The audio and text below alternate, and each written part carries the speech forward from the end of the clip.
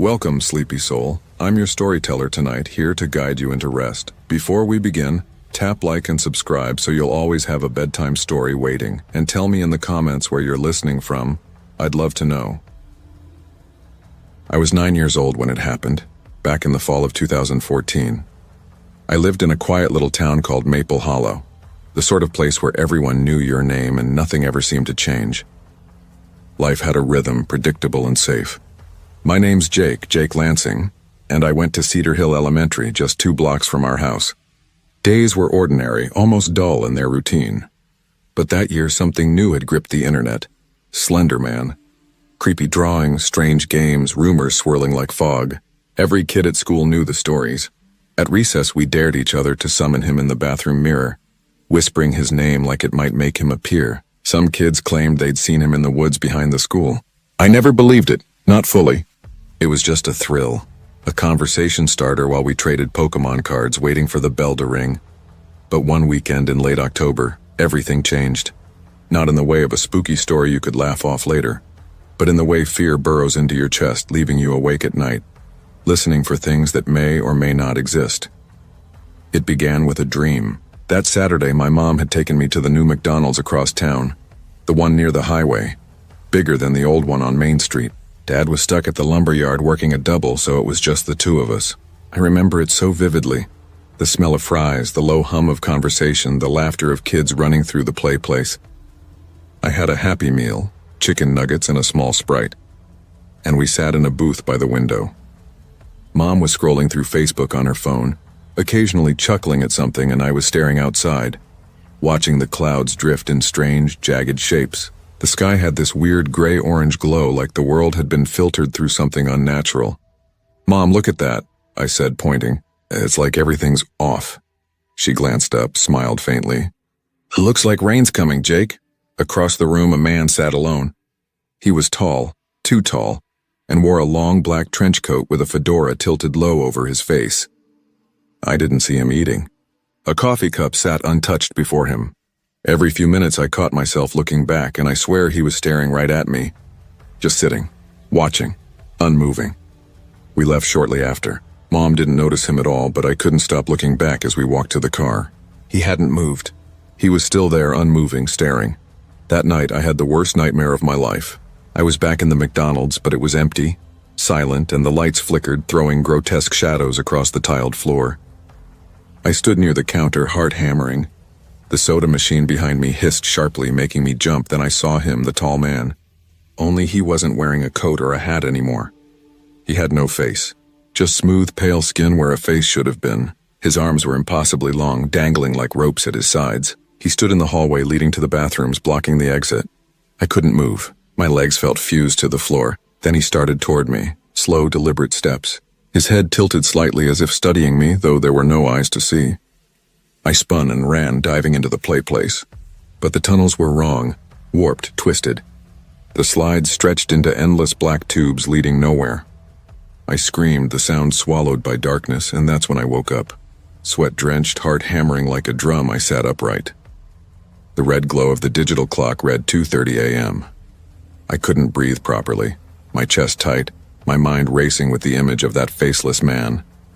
And even then, half awake in my quiet room, I felt it, the unmistakable sensation of being watched. I got out of bed and tiptoed to my parents' room. I hadn't done that in years, but something about that night made me feel small and vulnerable. My voice barely rose above a whisper.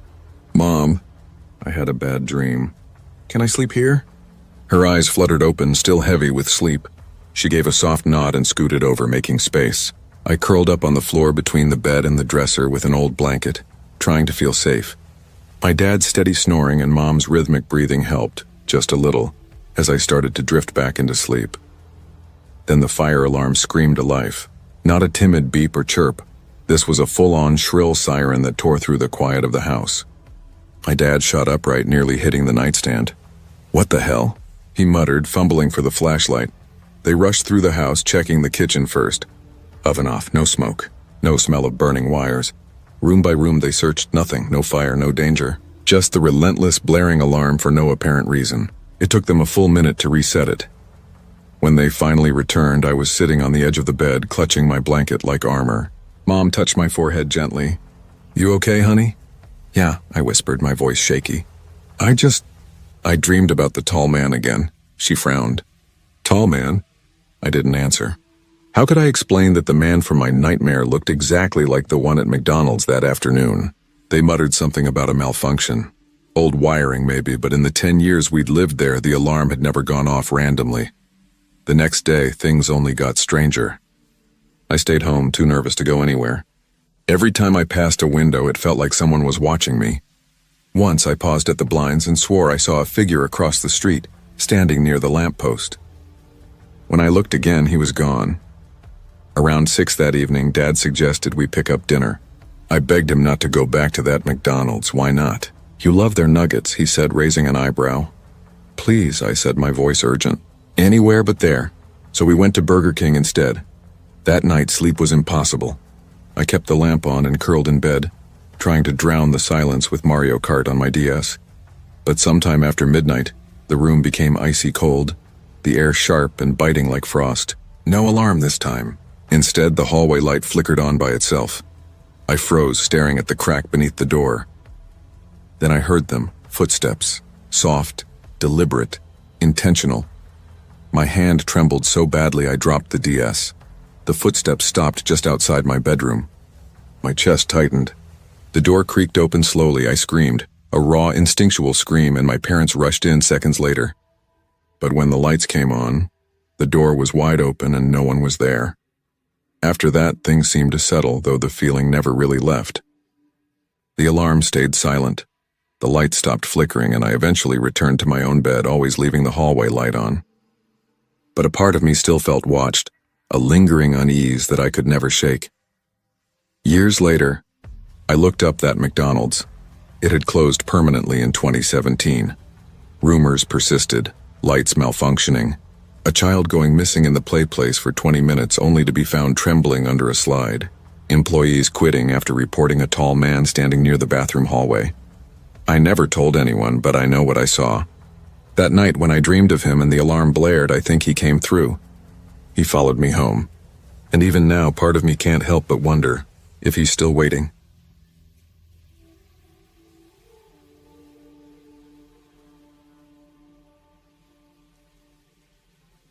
I never imagined a part-time job at McDonald's would leave a mark on me so deep it lingered into adulthood. But that's exactly what happened. My name's Ela, and I was 17 at the time. I had just gotten my driver's license and started working at the McDonald's just 5 minutes from my house, in a quiet suburb outside Dayton, Ohio. It wasn't exactly my dream job, far from it, but it paid easy money, and I needed to save for college.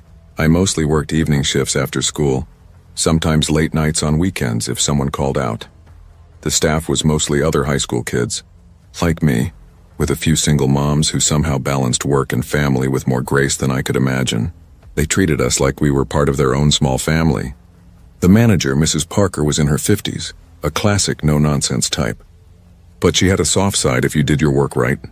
I should also mention my grandmother, whom we all called Lola. She spent most of her life working for a wealthy family in upstate New York. She loved telling us chilling stories about the old mansion she worked in, doors that creaked on their own, heirlooms that shifted when no one was around, mirrors that reflected faces that weren't there. We always assumed she was exaggerating. I certainly did, at least until that night. The McDonald's I worked at wasn't the bustling downtown kind. It was tucked into a small strip mall between a pharmacy and a laundromat. Most nights were slow. A few high school kids hanging out in the booths, the occasional drive-through order. The lobby closed at 11 p.m. But on weekends, the drive-through stayed open until midnight. We'd lock the front doors, turn off the lobby lights, and finish cleaning the kitchen while the drive-through crew stayed back. That Saturday night, there were 4 of us on shift. Me, Travis on the grill, Rema on drive-through, and Carla, who usually did prep and the register. Mrs. Parker had called out earlier. Her grandson had a fever, so Carla was left in charge. From the start, something felt off. It started small. Around 10:45, our last dining customers, a teenage couple, left without finishing their fries. I was wiping down the tables near the window when I noticed her. A woman standing at the entrance.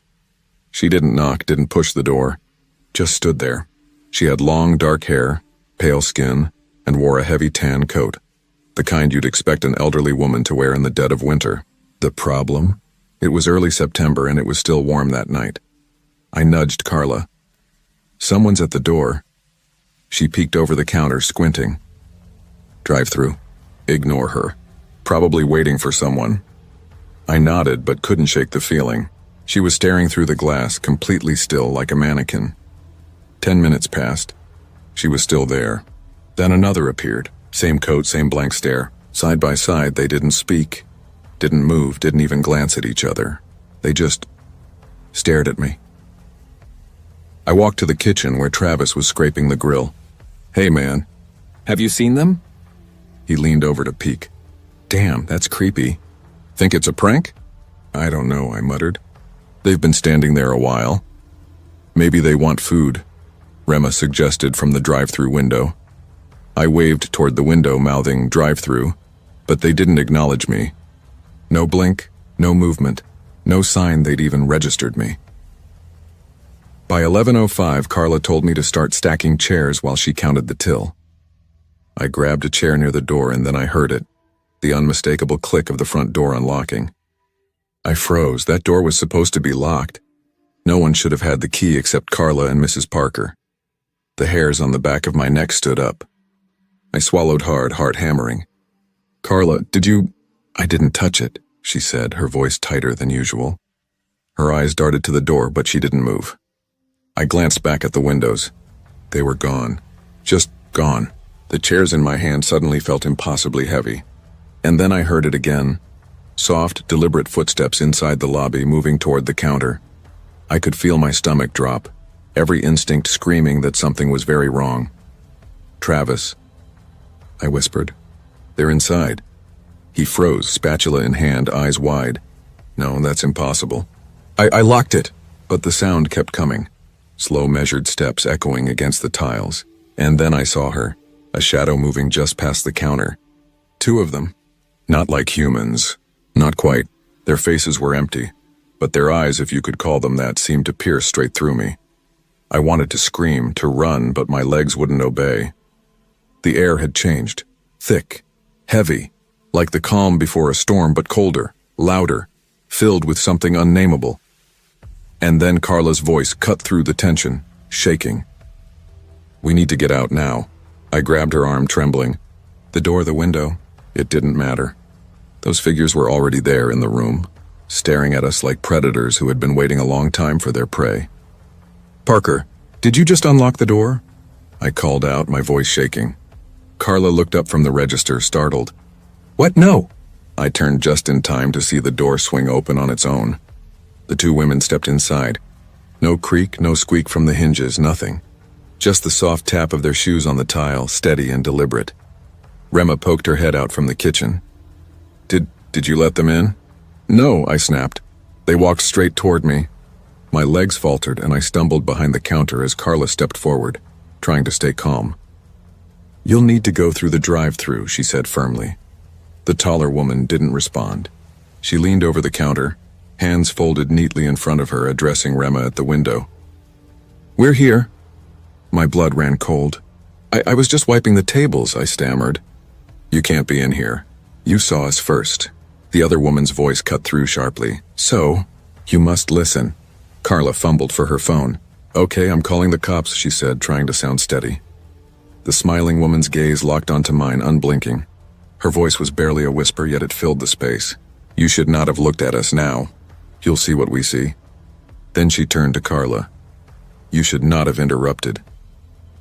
And then, suddenly, all the lights cut out. Total suffocating darkness.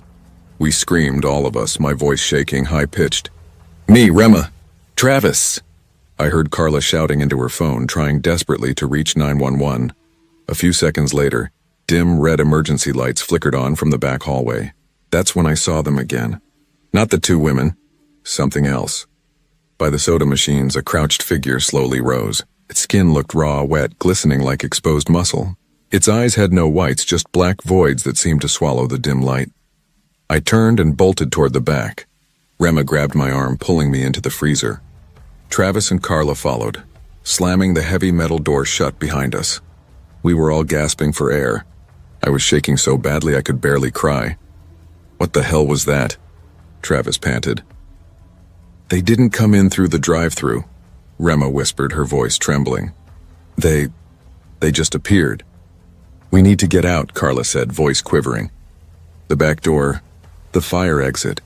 But when Travis tried to open the freezer, it wouldn't budge. The lock wasn't electronic.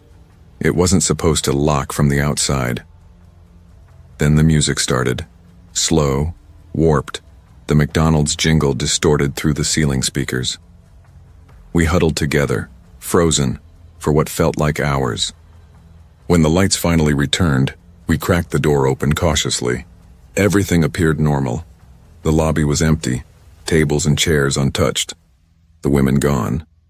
But then I saw it, scrawled across the touchscreen kiosk in the front. Smeared with ketchup was a message. She opened the curtain. "Now we walk with her." I didn't want to understand what it meant. I didn't want to think about it. The cameras recorded nothing. No trace of the women, no sign of the power outage. Just static between 11:04 and 11:22 p.m. We all quit the next day. I haven't eaten at McDonald's since. But sometimes, late at night, when I pass the old building, I swear I see them. 2 women in tan coats, standing by the window, smiling, still waiting.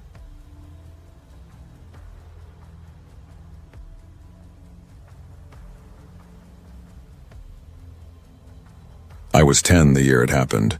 It was 2012, and my family had just moved to Redmond, a tiny industrial town in northern Missouri, the kind of place where everyone either worked at the feed plant, the sawmill, or the 24-hour McDonald's on Main Street. That McDonald's wasn't anything special, except if you were a kid with too much time and parents who worked double shifts. We were a big family, 7 of us crammed into a battered rental house on the outskirts of town. My dad, Gary, had recently been laid off in St. Louis, and my mom, Rena, took the night shift at the gas station nearby. My older siblings picked up the slack wherever they could. Janelle, 16, worked every evening at McDonald's after school. Derek, 13, babysat me, our little sister Maya, and our baby brother Toby. Money was tight, but somehow we managed until the night he came. The house should have been my first warning. It was old, paint peeling in long vertical strips, and the wooden stairs groaned under even the lightest step. The windows were warped, glass rippling like water, and none had proper locks. The basement was worse, no floor, just packed dirt and spiderwebs thick enough to look like cotton candy. We called it the pit, and none of us ever went down there. The basement door had a heavy iron bolt, the kind you'd see on barn doors locking from the outside. My dad shrugged it off. "Probably some paranoid old owner," he said, installing a new deadbolt on the front door. "The place will be fine." Spoiler, it wasn't. I shared a room with Derek, which he hated, but I liked it. I always slept with a small light on, a cheap plug-in shaped like a cartoon bear.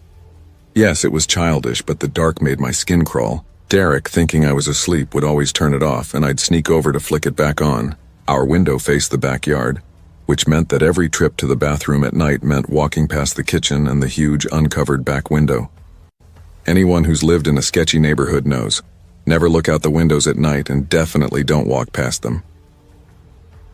It was a bitter February Friday. Janelle had just come home from her shift at McDonald's, shivering and exhausted. She dropped her jacket on the floor and collapsed on the couch. Dad was asleep upstairs, and Mom wouldn't be home until morning. Around 3 a.m., I woke up needing to pee. I tried to ignore it, hoping I'd fall back asleep, but the urge only got worse. I reluctantly climbed out of bed, tiptoeing into the hallway. The house was quiet, too quiet. I sped past the kitchen, eyes fixed on the floor, my usual strategy to avoid looking at the windows. And then I stopped. Tap, tap, tap, tap. I froze mid-step. Pressed against the glass was a man. He looked like he'd been living in the woods for years. Tangled hair, a thick gray beard, filthy clothes. He cupped his hands to the glass, eyes locked on the inside, staring like he knew exactly who lived here. My throat went dry and I backed away, heart hammering, ducking behind the couch where Janelle still slept. Pinching myself didn't help. I wasn't dreaming. Then came the sound that made my blood run cold. The back door lock turned. He had a key. He opened the door slowly, calmly, like he'd done it 100 times before. He stepped in, shutting the door behind him without a sound. He was tall, easily 6'2", wearing a tattered coat over a hoodie. A black baseball cap shadowed most of his face. He didn't even glance around. He went straight for the kitchen pantry, opened it, grabbed a bag of chips, and started eating like he owned the place. Then, without hesitation, he turned and unbolted the basement door. I wanted to scream. I wanted to run, but my body froze. I could only watch as he opened the basement, stepped inside, and slowly pulled the door shut behind him. My hands shook uncontrollably. How did he have a key? Why the basement? Had he done this before? I needed help. Derek had a phone. I didn't. I started crawling toward our bedroom, every nerve on edge, when I froze again. I heard footsteps coming up from the basement. My heart froze. I looked around the room and spotted my little brother Toby's blanket draped over a chair. Without thinking, I grabbed it, wrapped it around my feet, and began dragging myself across the floor, trying to muffle any sound. My hands shook as I reached the bedroom door, slamming it shut just as the man reached the top of the stairs. Boom. The door rattled violently. He pounded on it once, hard enough to make the walls shiver. I jumped back, adrenaline surging, and bolted to the kitchen. My eyes scanned the drawers, landing on the biggest knife I could find. I gripped it tightly and sprinted upstairs. Dad, wake up!" I screamed. My dad shot upright, groggy but instantly alert. "What? Maya, what's wrong?" "There's a man in the basement!" I gasped, shoving the knife into his hands, my panic making my words tumble over one another. He had a key. He came in, he went downstairs. He's trying to get out." My dad didn't hesitate. Former Army, broad-shouldered, always ready for a fight. He growled, "Stay here." At that moment, my mom appeared in the doorway, eyes wide, breath catching. "Gary, and what's going on?" "There's someone in the house," I said, tugging at her sleeve. "He's in the basement. He tried to get out." I locked it just in time. Her eyes darted toward the living room. "Where's Janelle?" "She's still on the couch," I cried. We ran downstairs together, and just as we reached the bottom, the basement door burst open. The man charged out, tackling my dad and slamming him into the floor. "Gary!" Mom screamed, panic twisting her voice. They wrestled, a blur of limbs. My dad tried to pin him down, but the man thrashed like a wild animal. My brain shut off. I stumbled back to the kitchen, grabbing another knife, hands trembling violently. I didn't think, I just moved. Heart pounding, I rushed back. "Give it to me!" My mom shouted, grabbing the knife from my shaking hands. Before I could even blink, she plunged it into the man's back. He let out a guttural, horrifying scream, a sound that still haunts my nightmares. My dad flipped him over, pinning him face down, locking his arms. Then came the sirens. The police stormed in, flashlights cutting through the chaos. My siblings ran into the room, screaming at the sight of blood on the floor. Janelle covered her mouth, eyes wide with shock. Derek pulled me into a tight hug as tears streamed down my face. The man didn't die. He was taken to the hospital and later arrested. He had no ID, no known address. The police couldn't trace where he came from. But the part that still chills me, the part that never leaves my mind, was that he had a key, an exact copy of our back door key. My dad had sworn he changed all the locks when we moved in. We hadn't given a spare to anyone. No realtor, no neighbors, nobody. The police ran fingerprint scans, nothing. They asked my parents if they'd ever seen him before. They hadn't. The basement told the story. They found a sleeping bag, empty food wrappers, water bottles, and one crumpled McDonald's receipt dated 3 days before the incident, from the McDonald's where Janelle worked. He'd been living in our basement, eating our food, watching us, listening, waiting. How long? We'll never know. We moved out the following week. Janelle quit her job at McDonald's. None of us slept properly for months. To this day, I check every door, every lock. I never step near the basement without hesitation, and I refuse to walk past uncovered windows at night. But the thing I'll never forget, the thing I carry with me, is my mom. She didn't let me stab that man. She looked me dead in the eyes and took that weight herself. And I'm grateful. Even though I still have nightmares about the man with the key, at least I don't have blood on my hands.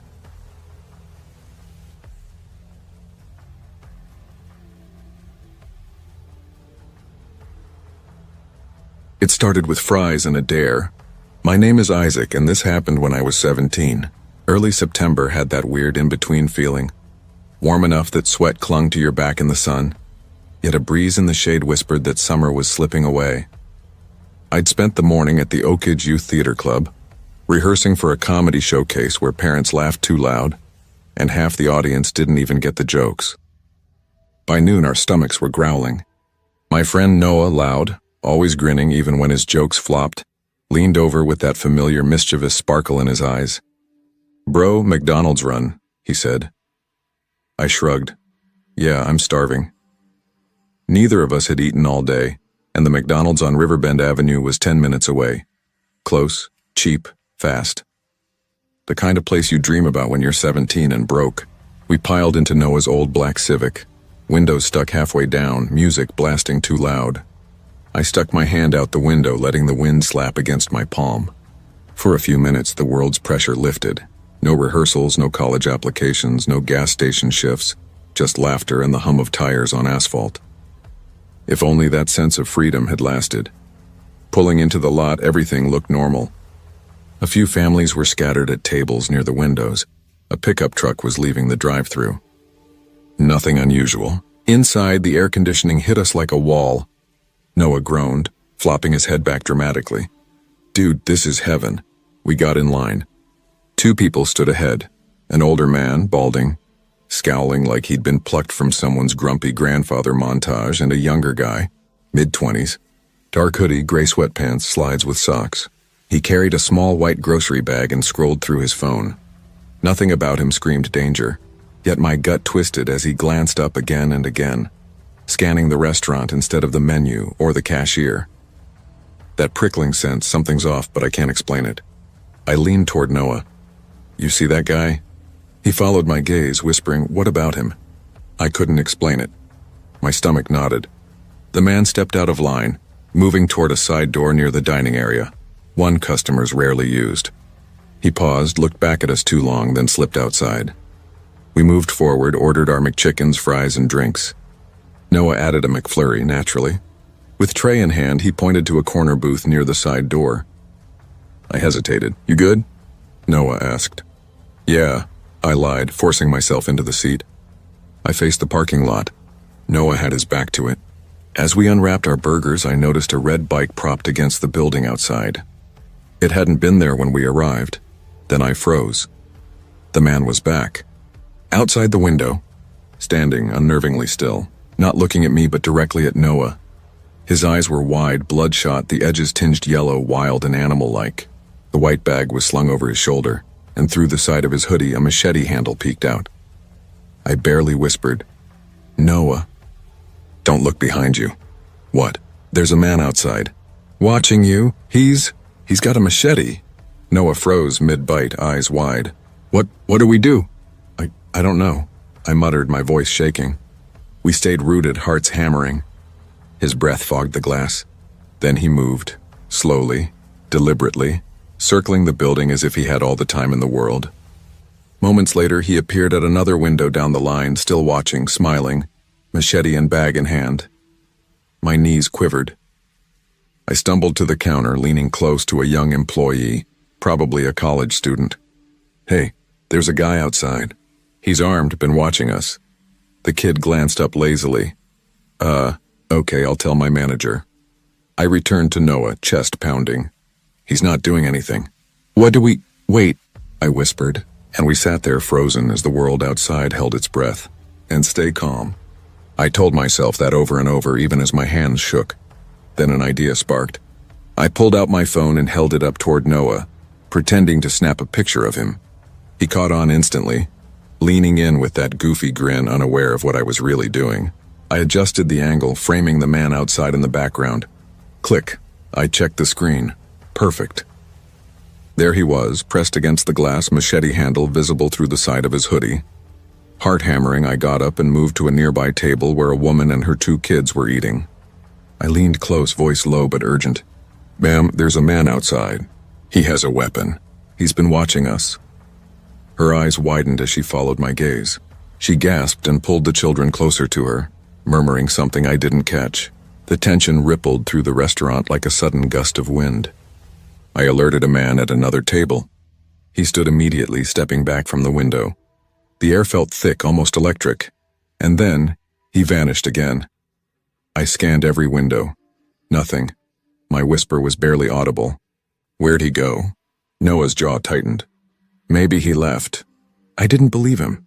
Something in my gut screamed that he hadn't gone far. I waited, counting the seconds, then pulled out my phone again and dialed 911. As soon as I hit call, movement caught my eye. He was back, emerging from behind the trash enclosure near the drive-thru, slowly heading toward the side door right next to our table. My chest dropped. Noah barely breathed. Is he coming in? I don't know, I muttered. We froze, paralyzed, watching him approach. Then just a few feet from the door, he paused. One last look at the window where we sat, a slow, deliberate gaze that made my stomach twist. Without a word, he walked to the red bike, swung onto it, and pedaled away with that same casual, unnerving slowness, as if daring us to watch him go. He disappeared behind the hardware store next door, and only then could I inhale without my chest feeling like it would collapse. I stayed on the line with the dispatcher, describing every detail, the machete, his hoodie, the pictures I had taken. She thanked me, promised a patrol unit would arrive soon, and told us to stay put. Noah went to find the manager. It took showing the photo for them to take the situation seriously. We sat back down, scanning the parking lot. Every passing car a fresh jolt of fear. My fries had gone cold, my McChickens untouched. Finally, 12 minutes later, the police arrived. They took statements, examined the photo, and delivered the cold reality. He hadn't technically broken any laws. Brandishing a weapon or stepping inside would have changed everything, but technically nothing had. Still, they searched the area, warning us they'd ban him if they found him.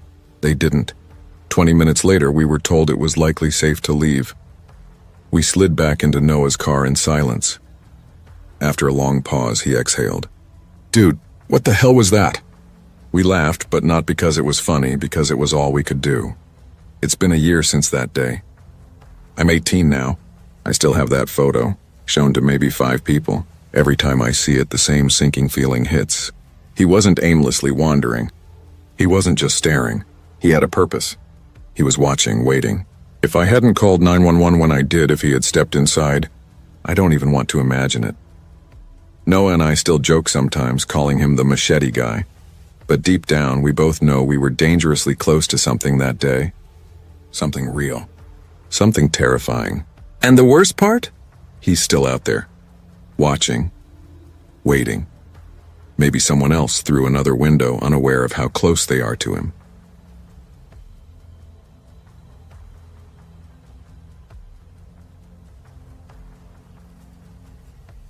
I hadn't planned on going out that night. It was one of those early autumn Saturdays where the sky couldn't make up its mind. Half blue, half bruised with clouds threatening rain. The wind had a faint bite, like winter was testing its claws prematurely, and by 6 o'clock the daylight was already slinking away. My parents had driven up to Leeds to visit my Nan, who'd broken her hip the week before, leaving me home alone until probably midnight. They trusted me enough to hold down the fort. I was 16, responsible enough to babysit apparently, but still not grown up enough to slip out without the obligatory lecture. I was curled up on the sofa in my oldest hoodie and a pair of joggers, half watching a crime series on Netflix while scrolling through TikTok without really looking at anything. Bored wasn't the word. I felt gray, empty, restless, a dull ache in my chest that made doing literally anything seem better than the silence. That's when my phone buzzed. Tasha, fancy a cheeky Massey's? Benji's been nagging me for nuggets all day. Me? Can I be bothered? Kind of warm in bed. Ngul. Tasha, I'm already walking there. Don't make me sit with him alone. I laughed at her text, a short, bitter-sounding exhale, and then sat up. 2 blocks wasn't far, just past the Sainsbury's over the mini roundabout. The McDonald's on High Street was the closest in our little Yorkshire town of Wetherby. It wasn't rough. Mostly families, pensioners, and commuters passing through on the way to bigger cities. I dialed Mom. She answered on the second ring. Everything all right? She asked, her voice warm but sharp, the kind that pricked your nerves even when you hadn't done anything wrong. Yeah, I said casually, trying for nonchalance. Tasha and Benji are heading to Max's. Mind if I meet them? There was a pause. It's dark already, she said finally. It's only 7, I countered. And I've got pepper spray. I'll be fine. You know I don't like you walking around alone after sunset, she pressed. It's literally 2 streets away. I'll call when I get there and on my way back, I promised. Another pause, then a sigh. Weird. All right, but keep your phone on and text me if anything seems off. By the time I got there, it was packed as usual. Little kids in school uniforms screamed across tables, delivery drivers shouted numbers at the collection counter, and a group of teens hogged the self-order screens, blasting music from a portable speaker. Tasha spotted me first, waving from the far corner near the window. Her little brother, Benji, was already halfway through a large fries, ketchup smeared across his cheek. Finally decided to join us? Tasha teased as I slid into the booth beside them. Yeah, took your time, she said with a grin. You're lucky I like you. We ordered Big Mac meal for me, McChicken for her, nuggets for Benji, and then dug in. For the first time all day, I wasn't thinking about how dull my weekend was. We joked, gossiped, laughed at the absurdity of school. Swear to God, Tasha said through a mouthful of chips, another pop quiz on Monday. I'm going to scream. If Mr. Dawes gives us one, he's just bitter, I replied. No one showed up to his lunchtime chess club, I added, laughing. I showed up once, Benji piped up. You also threw up in the chess bin, Tasha reminded him, and we all erupted into laughter. I was full, maybe too full, having inhaled most of my fries before even starting the Big Mac. I picked it up and hesitated. Maybe save it for later. Midnight snack, maybe. That's when I noticed him. A man, clearly homeless, standing near the bin by the door. He looked about 60, maybe older, but life had carved deep lines into his face, made him look ancient. His clothes were crusted with mud and his long gray beard hung in knotted strands. He shuffled slowly toward our table, each step heavy and deliberate. If you're not going to eat that, he rasped, pointing at my Big Mac, still in the box. Could I have it? His voice was rough, caught somewhere between gravel and phlegm, like a cough that had lived in him for decades. I blinked. I was going to take it home, actually. He didn't move closer, just held my gaze. There was no anger, only a kind of empty, hopeless pleading that made my stomach tighten. Tasha reached into her bag. We can get you something, she offered softly.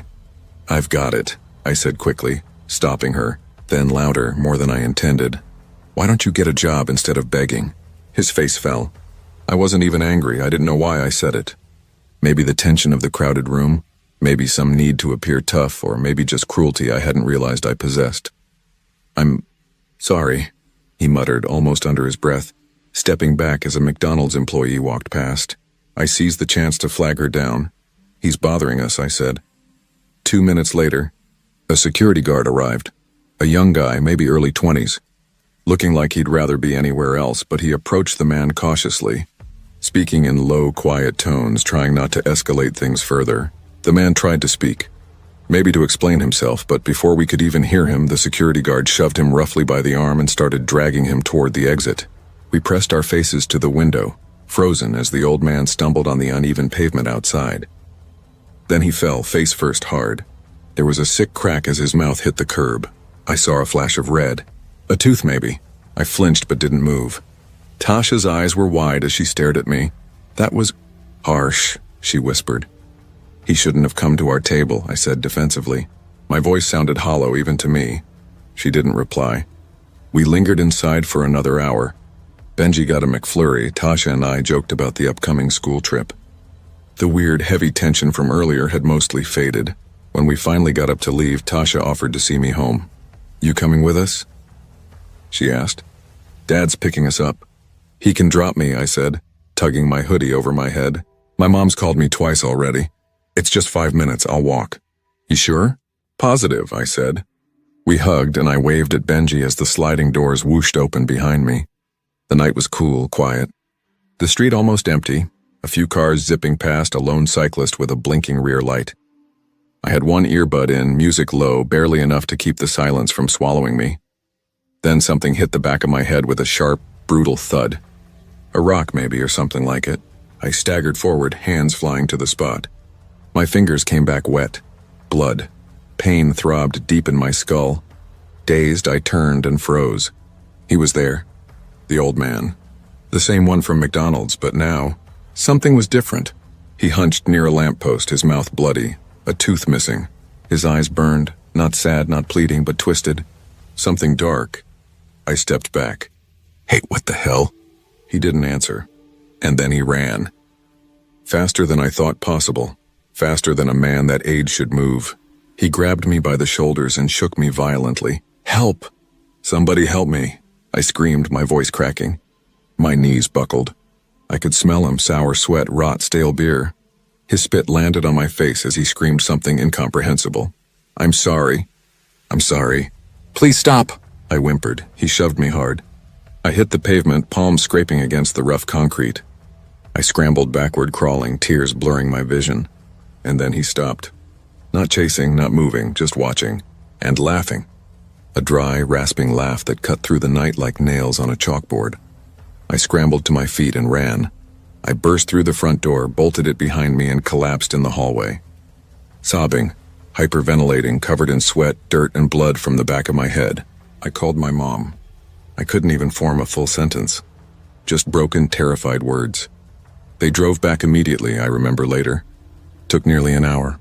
I sat curled in the corner of the living room the whole time, staring at the window, expecting him to appear, grinning with that bloody, jagged mouth. He didn't. The police came later that night.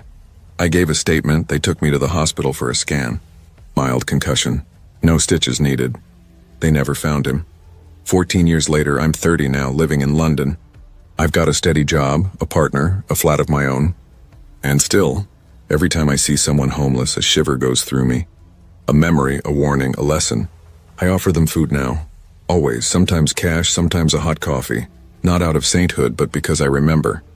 How one careless, cruel sentence turned a hungry man into something else. Something monstrous. And every time I walk past someone sleeping rough, I wonder, what if I had just given him the burger?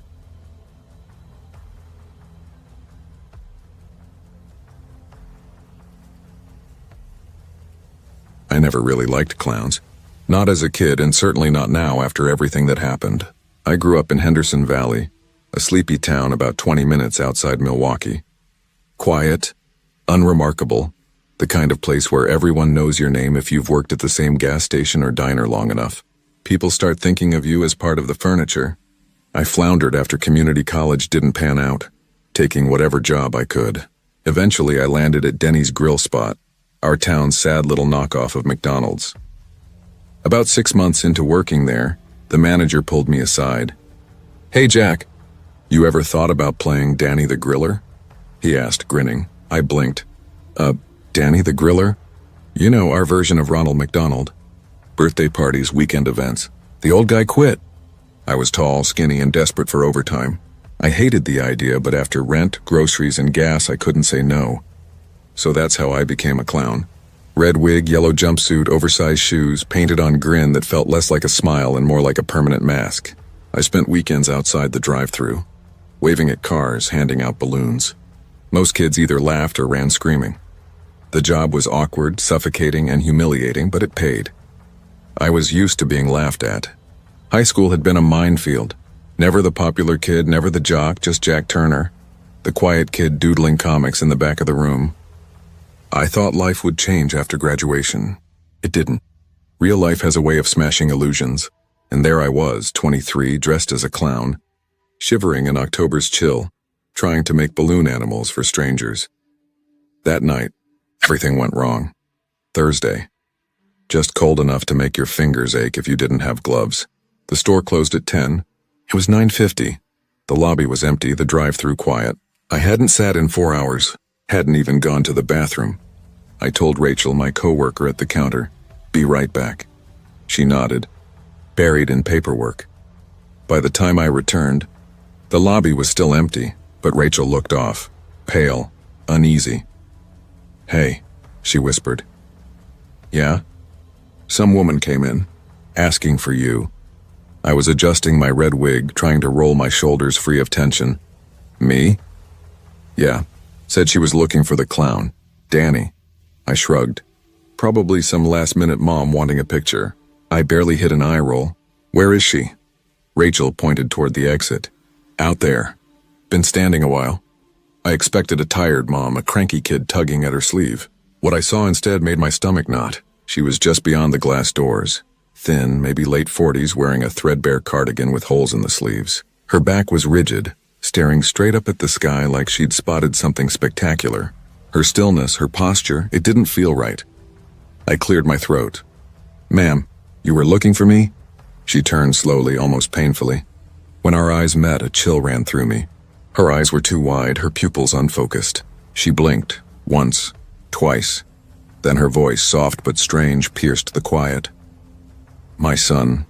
He wanted a photo with you. He loves Danny." I glanced around the empty lot. Where is he?" She hesitated as if the question confused her. "Who?" "Your son?" A shadow flickered across her face. The smile faltered. "Oh, he's sick. Couldn't come, but if you'd come with me, he's waiting. Just a quick photo. I'll pay you." Her tone didn't sit right, but I was behind on rent. Payday wasn't for another few days. My stomach twisted with indecision, but then she added, "I'll give you $50. I nodded, reluctant. "Okay, let me grab my things." Inside, I clocked out, told Rachel I had a last-minute side gig. She squinted, unconvinced. "You sure?" "Yeah. It'll be quick," I said. I hoped she believed me. We walked together through Henderson Valley, past the closed post office, past the little library. Houses thinned. Her footsteps were silent. Mine bounced against the empty streets. She didn't speak once. 10 minutes in, I realized we weren't heading toward the familiar residential blocks. We were leaving town. The sidewalk ended. Now we walked on gravel. I felt the unease coil in my stomach like a living thing, every step echoing in the quiet night. "Where exactly do you live?" I asked, trying to keep my voice steady. She stopped and turned, blinking slowly like my question had caught her off guard. "I don't," she said simply. I frowned. "Then where's your son?" Her smile snapped back, sudden and eerie, like a switch had been flipped. "He's waiting at the cemetery." My stomach sank. I halted mid-step. "The cemetery?" "Yes, just ahead," she said, stepping forward again. I swallowed hard. "You said he was sick?" "Not gone." She didn't answer, just kept walking, as if the words had never reached her. My mind raced. I considered turning back. She was small, maybe 5'5", probably under 100 pounds, and I was 23, not defenseless. But the cash, the overdue rent, and a strange, foolish part of me thought, maybe she just needs help. The cemetery gate loomed ahead, rusted and squealing in protest as she pushed it open. Wind stirred through the bare trees, their branches rattling together like whispers. She moved swiftly, now certain, purposeful. We stopped at a small headstone near the back fence. Compared to the others, it looked cared for. Freshly washed, adorned with toys and plastic flowers. The name read, Michael Tanner, 2014-2021. I froze. "Our little comedian," she said softly, voice trembling, always smiling. "My son, he loved jokes. Will you tell him one?" I stared at her. The painted grin on my face suddenly felt grotesque, suffocating. She waited, expectant, a quiet plea in her wide, unblinking eyes. Tears glistened at the corners, though none fell. It was easier to comply. I forced a small joke, something about a burger and a milkshake. Silence. Then a giggle. Soft, fleeting. A child's laugh. My knees went weak. She turned to me, that doll-like stare fixed, and she laughed too, a high, mimicking sound that bounced off the headstones, filling the air like a mocking echo. I think I need to go," I stammered. She kept laughing. Then her expression dropped, cold, insistent. "Wait, Michael wants a picture." "No," I said quickly, shaking my head. I'm sorry. I have to go now." "Wait," she cried, grabbing my sleeve. "He's not done. He's not ready." I yanked my arm free. Her voice followed me as I backed away into the darkened rows of stones. Every child wants a photo with Danny the Griller, don't they? I didn't run. My legs pumped hard, my oversized clown shoes tripping me twice. I didn't look back until I reached the main road. She was gone. I quit 2 days later. I couldn't bear the wig, the costume, the mask of that painted smile. Rachel said the woman never returned, but I kept expecting her at the drive-thru outside my apartment just beyond my sight. Some nights I would wake, heart pounding, and hear a faint giggle in the darkness, just once, always soft, fleeting. 3 months later, the town paper ran a story. Grieving mother arrested after a series of harassment reports near Henderson Cemetery. The article named Marilyn Tanner, whose son Michael had died 2 years prior in a biking accident. She had been seen multiple times near fast food restaurants, trying to convince workers to meet her son. Some had followed her. Most walked away. No one reported it until a teen at Dairy Den told his manager. The final line made my chest tighten. Authorities found several photos near the boy's grave. Most were water damaged, but one remained intact. A man in a red wig and yellow costume stood beside the headstone, staring straight at the camera. His face was painted in a smile, but his eyes, full of fear. I never took that photo, or at least I don't remember taking it, but I saw it. It was me, Danny the Griller, holding a balloon next to a grave, and just behind me, barely visible, a small shadow of a child smiling.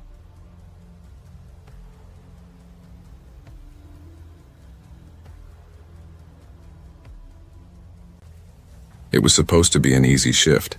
That's what I kept telling myself over and over like a mantra. I was 18, fresh out of high school, and my name's Alina. Back in 2009, I worked part-time at the McDonald's on the edge of Bramblewood, a quiet town tucked between sprawling farmland and thick pine forests in northern Oregon. The place wasn't busy most nights. Half our customers were long-haul truckers who'd pulled off the state highway, the other half locals who practically lived off the dollar menu. That night, mid-November, it was bone-chilling cold, the kind of cold that made your nose sting the moment you stepped outside. Inside, the heat hummed softly, mingling with the smell of fryer oil and cheap coffee that clung to everything, from the counters to the yellow plastic trays. It was a closing shift, meaning I'd be stuck there from 4 p.m. until midnight. I remember that evening clearly because it started so normally. My mom had dropped me off early. We only had one car and she needed it for her second job cleaning offices downtown. I didn't mind. It gave me a few quiet hours to work on college applications in the break room and eat a filet-o-fish in peace before the dinner rush. My manager that night was Carla, 26, sharp as a tack, no nonsense.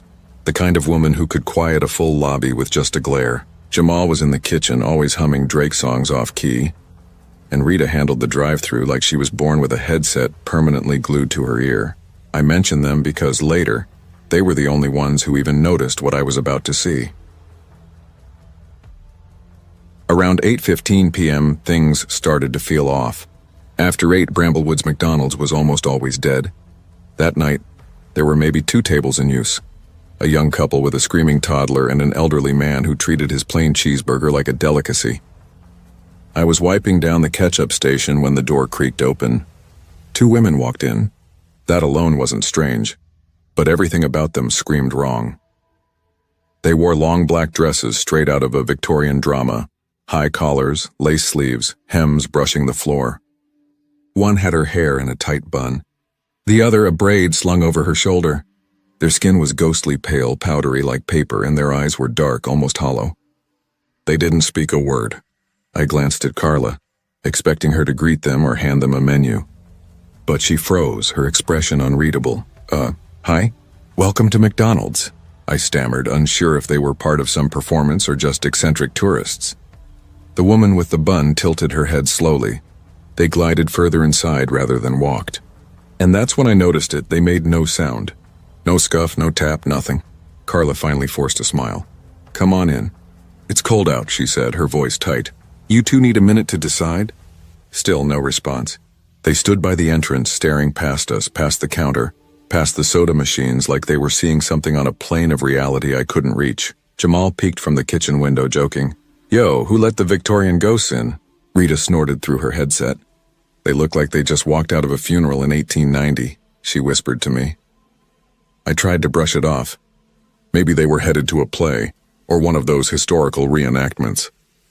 But they didn't order anything, they just stood there, statues in black lace. That's when the toddler started screaming. Not crying, screaming. He pointed directly at the women writhing in his high chair like he was trying to escape his own skin. They're wrong. They're wrong, he howled. His mother snatched him up and his father squinted at the women, uneasy. Y'all need help or something, he asked. Still nothing. Then finally the woman with the braid spoke, but not to him. She looked at me. Her voice was unnervingly calm, smooth, like she was reading a script. Is the manager present? Carla stepped forward, her jaw tight, unease written across her face. That would be me. What's going on? The woman smiled. We've come to collect what was promised. What does that mean? Carla asked, confusion creeping into her voice. Insurance? Something else? The woman with the bun added nothing. But then they both turned at exactly the same moment toward the back hallway, the one that led to the old party room. The party room had been sealed for over a year. Moldy walls, warped floors from a leaky roof, and a layer of dust thick enough to leave footprints. Corporate never fixed it, never reopened it. Yet there they were, staring straight at that door as if they were expecting it to open. I felt my stomach drop. Something about the way they moved, how they looked past us, made the air feel heavier. My chest tightened like the room had shrunk around us, and I realized that this night, the one I'd thought would be easy, was anything but ordinary. The two women glided toward the hallway, still making not a single sound. That's when Carla finally yelled, her voice sharp enough to cut through the quiet. Hey! That's off limits. They didn't slow down. Not a twitch. Not a pause. They passed right by me, and I swear the air dropped like someone had opened a freezer. The ketchup packets I was holding stiffened in my hands like frozen blocks of plastic. My heart pounded. I followed almost automatically with Carla and Jamal behind me, and I wished to God we hadn't. They stopped in front of the party room door, the old, heavy padlock still in place. Then, without touching the handle, without a key, the lock clicked. The door swung open. Inside was darkness so thick it felt solid, only broken by a flickering overhead light that cast the room in stuttering shadows. No footprints marked the dust-covered floor, yet somehow they walked inside like it was perfectly natural. Carla and I peeked in cautiously, and I heard Jamal's whispered voice behind us. Y'all see that?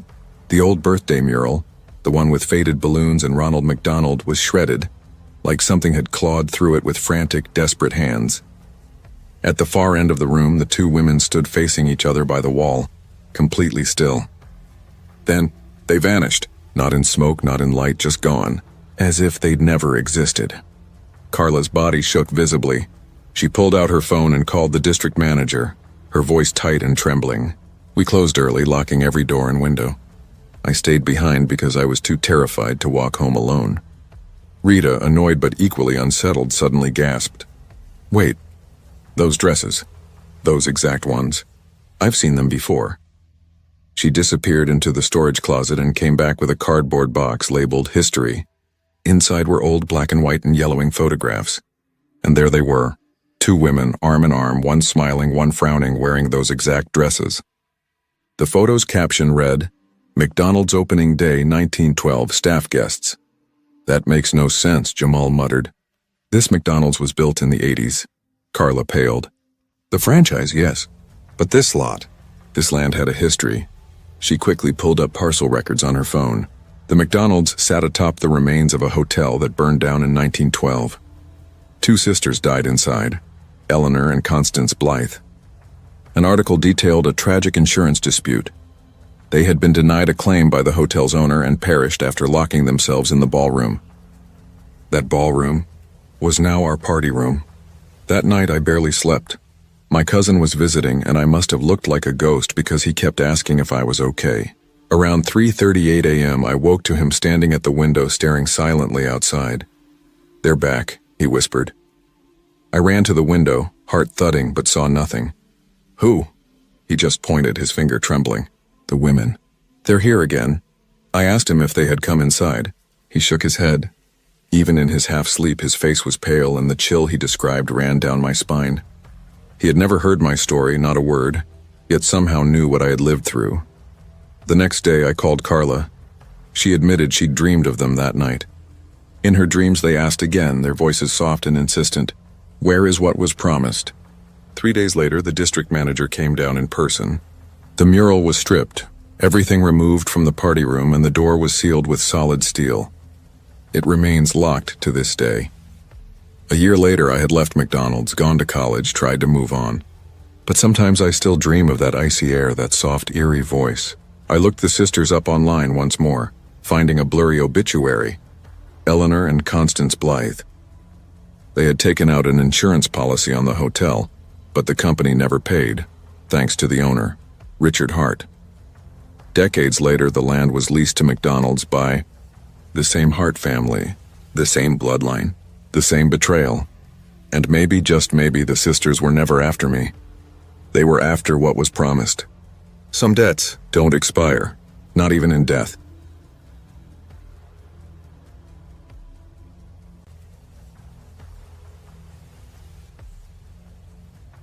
I had always been the fun uncle in the family, the one who let rules slide just enough to be cool. Video game marathons, soda before dinner, staying up way past bedtime to watch every superhero movie that came out. My sister Monica was the exact opposite. She ran her life and Alex's with military precision. Single mom, high-pressure sales job, every bedtime strictly enforced, screen time rationed like currency. Her son Alex, 11, was bright, thoughtful, and polite to the point of being self-conscious. When Monica called last week, asking if I could watch him while she flew to Dallas for a 5-day corporate training, I didn't hesitate. I was on summer break from teaching high school history, and honestly, I'd miss the kid. The week we had together was everything I remembered. Arcade trips, superhero flicks, late-night switch battles, fries and milkshakes in messy, laughing chaos. On our last day, Friday, I promised we'd grab burgers before Monica picked him up at the airport. "Can we go to McDonald's?" Alex asked, practically bouncing. "Sure," I said. "You want a Happy Meal like old times?" "Only if it comes with a toy." I smiled. That's my kid. We drove a few miles to a McDonald's in Greystone, New Hampshire. Not one of the new shiny ones, but Alex loved it. He said the cracked faux leather booths and flickering fluorescent lights felt more real. It was crowded for 3:30 p.m. on a weekday, packed with kids from school just letting out, parents corralling them, and a few older folks sipping coffee in silence. We stood in line, ordered 2 quarter-pounders, large fries, a Happy Meal with apple slices and a chocolate milk. I grabbed the tray, scanning for an empty table when Alex tugged on my sleeve. "There," he said, pointing. I squinted. The booth looked empty, but not really. A man sat on one side, sipping a small coffee. Middle-aged, pale, wearing a beige raincoat despite the week's dry weather. A long, glossy red line ran down his right cheek, a fresh cut that drew my eye immediately. "He's sitting there," I said, hesitating. "Just on one side," Alex said. "There's room." I paused, but the man glanced up, offering a small nod. "Go ahead," he said quietly. "Plenty of space." So we sat. I took the seat beside Alex across from the man. We dug in. Alex tore open his Happy Meal like he had 5 years ago, his excitement infectious. "Let's see what toy you got," I said. A yellow minion popped out, the kind that spins if you press its head. The man leaned in slightly, eyes lighting up. "I remember these," he said. "They used to be better, more detailed. Back then each one was unique." Alex frowned. "Why did they stop making those?" The man's smile widened, just a little too much. "Some people thought they were wrong." "Wrong how?" Alex asked, curiosity high in his voice. I sipped my Coke, assuming he meant safety issues, choking hazards, paint, but the man's next move made my stomach twist. He slid a hand into his coat pocket, fingers wrestling with something inside. A faint crinkle came from the bag, thick paper or plastic. "Let me show you," he muttered, leaning closer, as if we were sharing a secret. Alex leaned forward eagerly. "What is it?" he asked. The man withdrew a crumpled brown paper bag like something you'd get at a street vendor and placed it carefully on the table. He set it down with a reverence that made my gut tighten. "Check this out," he said. He pulled out a toy, but not the kind you'd expect in a Happy Meal. About the size of a softball, shaped like a jellyfish, its translucent dome shimmered like soap film. Droopy, rubbery tentacles hung below, and it had a face, human-like, staring with blank, glassy eyes. Its grid-like mouth looked stitched on, but not cartoonish, more like someone had drawn it on skin. Alex recoiled slightly. "What? That's weird." The man beamed. "Isn't it amazing? Go ahead, touch it. The textures, like nothing else." My heart raced. Something in the way he said it carried an almost hypnotic weight, subtle but undeniable. I put my hand on Alex's shoulder. "Hey, bud, don't touch that." The man tilted his head, his grin unshaken. "It's just a toy. Kids love toys." I met his eyes directly. "He doesn't need to touch anything that came out of your pocket." The man's smile didn't fade, but there was a strange glint in his eyes. Something unspoken, heavy, and wrong. Alex shivered beside me, half curious, half afraid, and I knew then that this wasn't going to be just another casual lunch. "You think I'm dangerous?" he asked, more amused than offended, leaning back just slightly like he was testing me. "I think you need to leave," I said, low and firm. "Right now." He leaned forward across the table, so close I could smell the faint, stale peppermint on his breath. "What are you going to do?" he murmured, almost a taunt. "Ban me from McDonald's?" I clenched my fists, my heart hammering. I was ready to stand, ready to swing if I had to, but he moved first. Slowly, deliberately, he gathered his jellyfish toy, still in the crumpled paper bag. No rush, no panic, just this sick, calculated calm that made my stomach twist. As he walked past, he glanced over his shoulder. "Some toys stick with you," he said softly, "even when you grow up." Alex and I didn't touch our food. I packed it into the to-go boxes, telling him we'd eat in the car. "Uncle Mason," he whispered as we got up. "That guy was scary." "I know, buddy," I said, resting a hand on his shoulder. "He's gone. Let's go." At the counter, I told the manager, a bored-looking college kid, about the man and his behavior. The guy shrugged, bored. "Creeps are everywhere, man. He didn't do anything wrong." "Wrong?" I snapped. "He showed a kid a messed-up toy and told him to touch it." The manager shook his head. "He didn't touch the boy. Creepy, sure. Criminal, not really." I didn't answer. I shoved the boxes into the car, buckled Alex in, and started the engine. As I shifted into drive, a shadow fell across the driver's side window. A slam shook the glass. It was him. His hand flat against the window, eyes unblinking. Alex gasped, a high, terrified sound that made my chest tighten. I reached for my phone, dialing 911, but froze. The man slowly raised the paper bag, pulling out the jellyfish toy. He held it to his tongue, dragging it up from bottom to top, licking it in a deliberate, grotesque ritual. Alex shrieked, tears spilling down his cheeks. "Get the hell away from us!" I shouted, yanking the car into reverse. Tires squealed against asphalt as we peeled out of the parking lot. That night, Alex barely spoke. I tucked him onto the couch, a blanket pulled tight around him, turning on a movie for background noise, but he didn't watch. His eyes kept darting to the window, imagining the man waiting outside. I stayed up, listening for any sound, the crunch of footsteps, a shadow sliding past, but there was nothing. No sign of him, only the image of that calm, cruel face etched into my mind. In the morning, I drove Alex to the airport. Monica met us, and while Alex didn't say a word, I pulled her aside and told her everything. Later, I reported the incident to the Greystone police. "He didn't touch the boy or threaten you," one officer said politely. "Creepy, yes. Criminal, not really. He followed us," I insisted, licked a toy in front of him. "He was targeting us." "Could have been a prank," the officer said. "People are weird." They took a statement and that was it. A few days later, Monica called. "Alex is still scared," she said. "He asked me if jellyfish live in people's pockets." My stomach sank. "I'm sorry," she said. "I should have seen the signs earlier." "It's not your fault," she added. "Something sick, but not your fault." I don't know what that toy was. Custom made, haunted, some twisted art, but I do know this. I've driven back to that McDonald's, sat in the same booth, watched the people come and go. No sign of him. But sometimes, just sometimes, I see a kid walking out with a Happy Meal, a toy that looks a little too detailed, a little too strange. I don't know who that man was or where he got that toy. I only know what I felt that day. And if you ever see a jellyfish with a human face in a paper bag, don't touch it. Don't let your kid touch it. Just leave.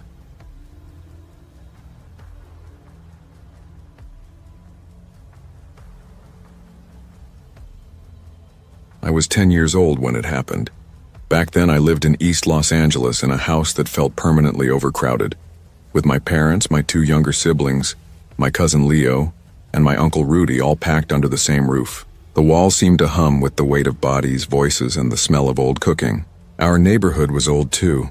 Sidewalks cracked and buckled from roots that pushed through the concrete, stray dogs wandering the alleys like they owned the place, and the faint smell of exhaust that never really went away. Nothing ever really felt new, even when it was. Leo was 13, the older cousin everyone looked up to. He had that reckless confidence, that I know better than everyone else swagger that made me believe every word he said. If Leo told me something was safe, I believed it. If he told me to jump, I jumped without thinking. I idolized him in the way little cousins do, blindly. It was a Saturday in late July, the kind of sticky summer afternoon where the air sticks to your skin, and time feels slow and heavy. We'd been holed up in the living room for hours playing Smash Brothers until the power flickered, and Uncle Rudy yelled from the kitchen, "Get outside before your eyeballs fry in here." We obeyed without question. "Let's go to the McDonald's on Hillrest," Leo suggested as we stepped into the blistering heat. It was only about 10 blocks away, but it felt like a pilgrimage. The place had just reopened after renovations. New booths, new soda machines, air conditioning that felt like heaven compared to our sweltering house. "Come on," Leo said, fishing a few crumpled bills from his wallet. "We'll get a burger and split a sundae or something." I didn't care what we ate. I just wanted out of the house, away from the heat, the noise, and the boredom. We took the back streets, hopping low fences, cutting through yards. This was just how we got around. That's when we passed it, the warehouse. Hard to miss. Its chain-link fence sagged and leaned, covered in graffiti. The building itself half collapsed. It looked like something the world had forgotten. People said it used to be a textile factory in the 60s, then maybe a recycling plant, and after that no one really knew. But everyone had a story. "Don't look at it too long," Leo muttered as we walked past. I laughed. "That place is cursed?" "You're just saying that." He didn't laugh. Not like me. His eyes lingered on the building, serious, almost wary. "No, for real. Back in the 90s, 2 kids dared each other to spend the night there. Never came out. Cops found their bikes outside. Nothing else. Not even sleeping bags. They check inside?" "They tried, but something happened to the one who went in." He glanced back at the warehouse like it could hear us. They say he tore out his own tongue. Came out screaming, never spoke again. I went silent after that. The heat suddenly heavier, the world narrower around me. We made it to McDonald's, ordered 1 cheeseburger meal and a hot fudge sundae to share, and carried our tray to the window seats. I remember taking a bite of that burger, the taste somehow perfect after the oppressive heat and fear. Then I saw it. At first, it was just a flicker in the broken window of the warehouse, a shadow shifting across shattered glass. I blinked, thought maybe it was a bird, a trick of the sun, heat waves rising from the asphalt. But then it moved again, and this time I knew it was watching us. "Leo," I whispered, "look." He leaned forward, squinting. "What the hell?" There were 2 figures side by side, standing perfectly still. They weren't human, not completely. Their torsos were bloated and round as if swollen from some disease, their skin cracked and leathery like burnt rubber, their backs curved outward in jagged humps like broken shells. And their eyes, God, their eyes glowed red, pulsing like dying embers. Their mouths hung open in wide, jagged slits like someone had carved a snapping turtle's jaw into a skull. I froze. My hands clutched the tray so tight my knuckles ached. Leo's jaw tightened beside me, silent now. And for the first time I felt the cold, creeping weight of fear like it was sliding under my skin. And they were just standing there, watching. They didn't move. Not a twitch, not a blink. Just stood there, frozen, staring straight at us. Then one of them smiled, a slow, grotesque curl of its jagged mouth. That was it. I dropped my burger without thinking. The tray clattered to the floor, fries scattering, and a cold knot formed in my stomach. "Shit," Leo cursed, grabbing my arm and yanking me back from the window. "Come on, now, we're leaving." We started walking fast, almost running, our legs heavy, our lungs tight, but neither of us spoke until we had turned the corner and the warehouse was out of sight. I felt cold, not just scared, but like a sickness had crawled through me, like the air itself had changed, heavier, sharper. "You saw it too, right?" My voice barely reached above a whisper. Leo nodded, his face pale. "Yeah, I saw them. We didn't go back to McDonald's that summer." Years passed. I turned 15, then 18. Moved out, went to college. Found work at a small auto shop in Glendale. But I never forgot those glowing red eyes. I never forgot that impossible feeling of being watched by something not entirely human. Sometimes I thought about going back, just to see if the place had been torn down or boarded up. But I never did. Not until last year. It was Thanksgiving. I was back in East LA visiting family. Uncle Rudy had passed and we were all gathered at Grandma Rose's house. She was getting old, her memory fading, but she still loved to talk. filling quiet spaces with stories from decades past. After dinner, she stepped out onto the porch with a cigarette, leaning back and staring down the road as smoke curled into the night. "You remember that old warehouse by the McDonald's?" she asked casually. My heart skipped. "Yeah," I said, my throat tight. "They used to say it was cursed." "You know why?" I shook my head. She exhaled slowly, letting the smoke hang in the air. Two men hanged themselves inside right after they opened the plant. Brothers, immigrants, worked long hours, barely paid. One day they just snapped. Left a note on the wall, not written in ink. "What do you mean?"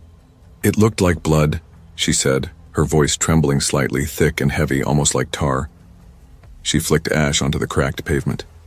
"No one bought the place after that. Not even for storage. And you know what else?" Her eyes softened, distant. "Sometimes people said they saw them in the windows, just staring." I didn't say a word. I didn't tell her I had seen them too, that Leo and I hadn't been imagining it, because deep down I already knew. That night I went home and dug out my old sketchbook.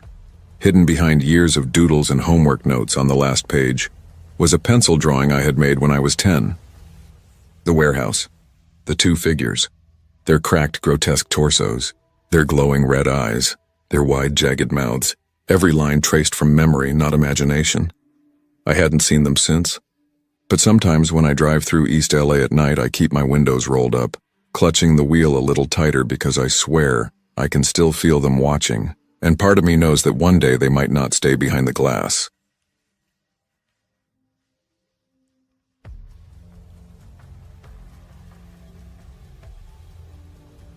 I don't know if what I saw was real, or if it was just the imagination of a child trying to make sense of things no child should ever have to face.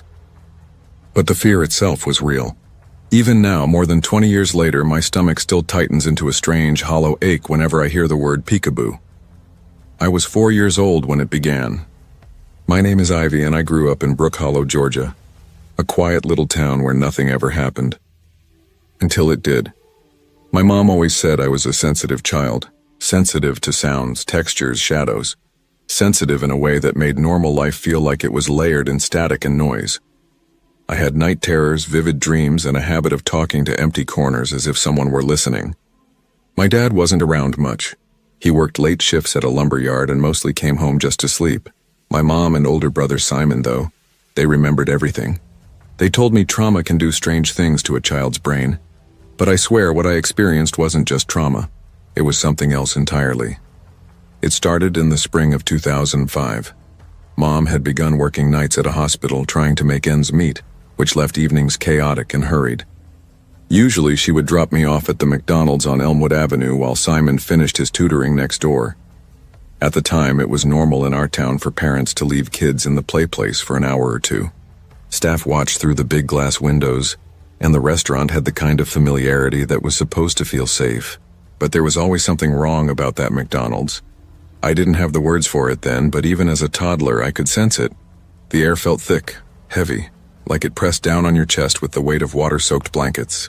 The play place was darker than it had any right to be, even in daylight, as if sunlight refused to enter.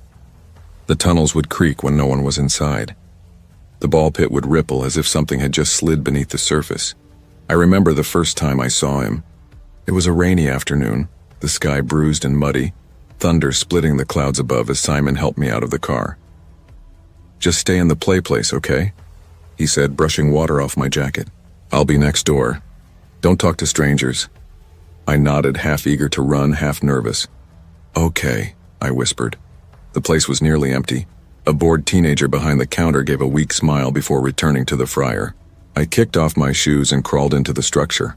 The familiar red spirals fogged over windows and worn fabric mats that smelled faintly of old plastic and grease. I was halfway through the tunnel when I heard it. A voice. Pick. A sharp, high-pitched squeal like a squeaky toy buzzing with static. My body froze. I looked behind me. Nothing. "Pick-a-boo," it whispered again, softer this time. The sound came from the very end of the tunnel, where darkness pooled like ink. I held my breath, heart hammering. Something shifted in the shadows, and then I saw it. A face. Pale, thin, smeared with grime. Ragged tufts of hair stuck out in all directions like dead moss or a squirrel's nest. Its eyes were grotesquely large, cartoonish, almost painted on. It didn't crawl. It snapped forward, face first, like some invisible string yanked it toward me. I screamed, tumbling backward, my elbow smacking the plastic wall as I slid down the slide. The teenager behind the counter didn't even look up. Simon arrived a few minutes later, breathless. I was curled up under a table, sobbing, repeating the same word over and over. Peekaboo, peekaboo. That was only the beginning. Mom took me to a child psychologist shortly after. She thought the divorce might be affecting me. Dad had officially moved out and we were splitting time between houses. But every time I stayed at Mom's, especially after a visit to that McDonald's, I'd wake up screaming. Sometimes my arms were scratched raw. Once my nose bled so badly the sheets looked like something from a crime scene. I tried to explain to the therapist about him, the figure in the tunnels. Peekaboo, I said. He only comes when I'm alone. He lives in tunnels and doorways. He whispers pick until I answer. The therapist wrote it off as an imaginary friend born from trauma and gave Mom a list of bedtime rituals and calming exercises. None of it worked. Not even a little. Worse, I started doing things I don't even remember. Mom and Simon say that whenever we drove past an empty house, I'd whisper, "That's where Peekaboo lives now." Or I'd ring random doorbells and say, "Peekaboo will open the door." I have no memory of it, no recollection at all, but they swore it happened. One night, though I remember everything like it's burned into my mind, Mom let me sleep in the master bedroom while she folded laundry in the living room. I'd been crying for hours, terrified after seeing Peekaboo in the hallway again. She promised to leave the bathroom light on so I wouldn't be scared, but the light didn't matter. I lay there staring at the bathroom door when I felt the air shift. The room went icy, though it was midsummer. The soft hum of the fridge, the dryer, the ceiling fan, even the creaks of the house all faded into a silence so thick it hurt my ears. And then I saw him standing in the doorway, same ragged clothes, same twitchy hands jerking like invisible strings pulled him. But this time he smiled. It was wide. Wrongly wide. Human, but twisted in a way that made your stomach turn. "Peekaboo," he whispered. I couldn't move, couldn't scream. And then he lunged at me, arms flailing, mouth open like he intended to swallow me whole. That's when I finally screamed, and my voice must have carried because the neighbors called the police. Mom ran in, finding me curled at the edge of the bed, shaking uncontrollably. She rushed me to the hospital thinking it was a seizure, but it wasn't. Things calmed down eventually. After we moved, leaving that house behind, we left the McDonald's on Elmwood too. We went to a newer, cleaner location, one without a play place. I stopped seeing Peekaboo. The nightmares faded, the scratches disappeared, but the fear never left me. When I was 10, I asked Mom about the old house, the play place, the strange noises I used to think came from under my bed. She looked at me seriously, more seriously than I'd ever seen. "That house, Ivy," she said, her voice low. "That house wasn't right." I used to hear things too, something breathing beneath the floor, sometimes moaning, sometimes growling. It wasn't just you. I asked her if she ever saw Peekaboo. She didn't answer at first, but finally, after a long pause, she nodded. "One time," she whispered. "Just once. I saw something standing in the hallway after midnight. I thought it was you, but it wasn't. I closed my eyes and prayed. When I looked again, it was gone." She paused, and for the first time I saw fear in her eyes. I haven't been able to walk past a McDonald's play place without feeling sick since then. Last year I went back. I'm in my 20s now, and a part of me, a morbid curiosity I guess, wanted to see it again. The McDonald's was still there, slightly run down. The play place looked smaller now, faded by sun and time. But the moment I stepped inside, that weight returned, heavy and watching. I bought a small coffee and sat by the window, trying to convince myself it was just memory, just nerves. Then I heard it, muffled, high-pitched, scratchy from the plastic tunnel. "Pick." I didn't stay. I don't know what Peekaboo is. A ghost, a hallucination, a parasite feeding on grief in a broken family? Maybe some places, play places meant for laughter, hide shadows we aren't supposed